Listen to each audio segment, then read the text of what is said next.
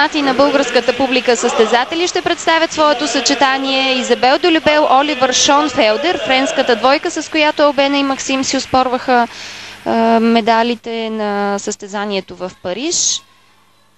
Изабел и Оливър, въпреки че са наистина с по-слаби съчетания от българския дует, имаха сериозни претенции за златото пред родна публика и това е разбираемо, съвсем нормално.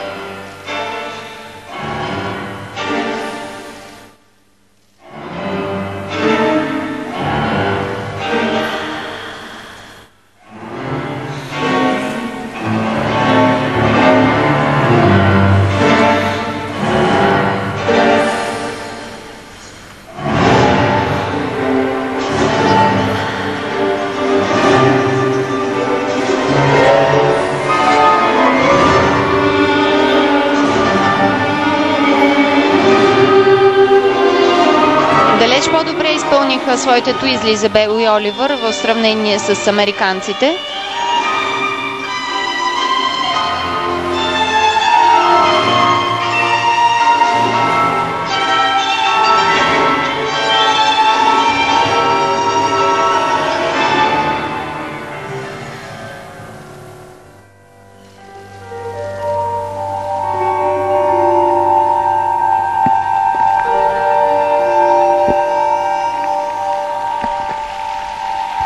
Много хубав пирует, две различни поддръжки на партньорката и двете в едни от трудните позиции. Едната Билман, другата отново от така наречените лейбек пируети или с много сериозно огъване на партньорката.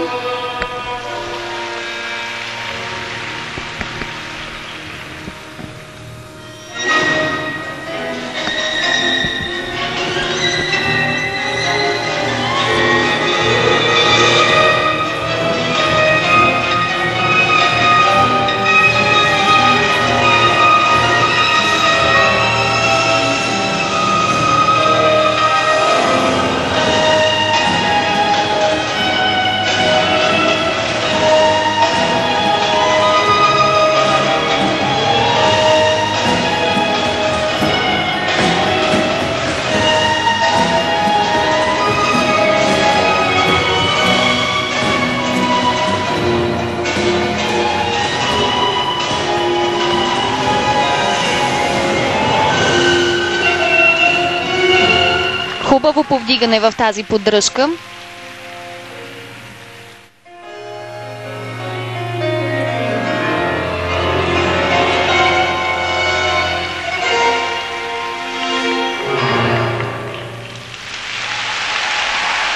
И финал за Изабел Долюбел, Оливър Шонфелдер. Бих казала, че изпълниха добре своето съчетание, без сериозни грешки.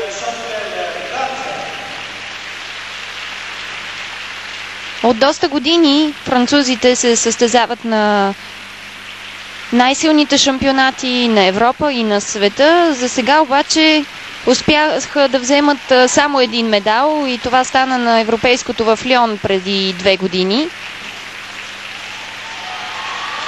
Не успяват като че ли да си извоюват място в тройката и на световно първенство.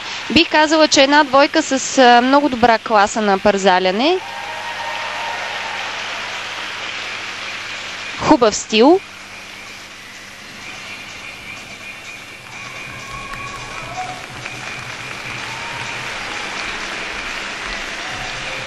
Едно второ и едно трето място имат Изабел и Оливър на Гран-при турнирите. Ще видим дали ще успеят да се доберат до медалите и тук в Санкт-Петербург. Сега може би ще видим, ето след малко следват туизлите в тази серия от стъпки.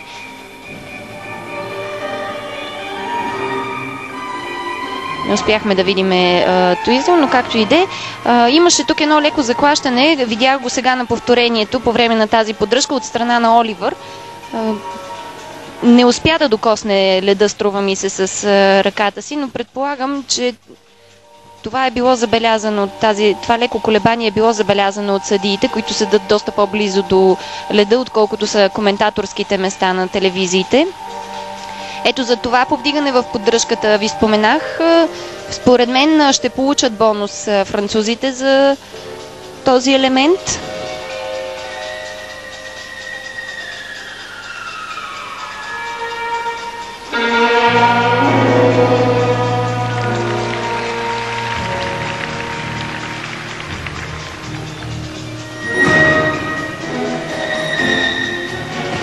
Виждаме доста чисти ръбове при въртенето на Изабел.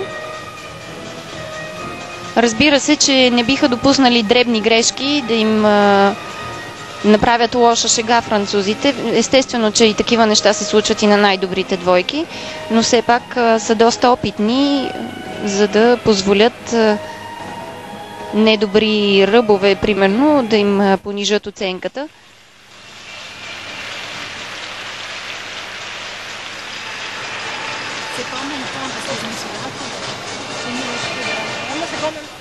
Лучший результат спортсменов 61-67. Дикторът в залата обявява най-добрия личен резултат на всеки от състезателите. Откакто беше въведена новата система на оценяване с точки, се следи този показател.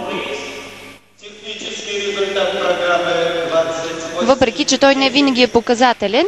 Ето сега виждаме какви оценки получават за изпълнението си. 28 и 10 за елементите на програмата и 29 и 18 за компоненти на съчетанието. Естествено излизат на първа позиция французите и то с разлика от близо 4 точки пред дуета от Русия.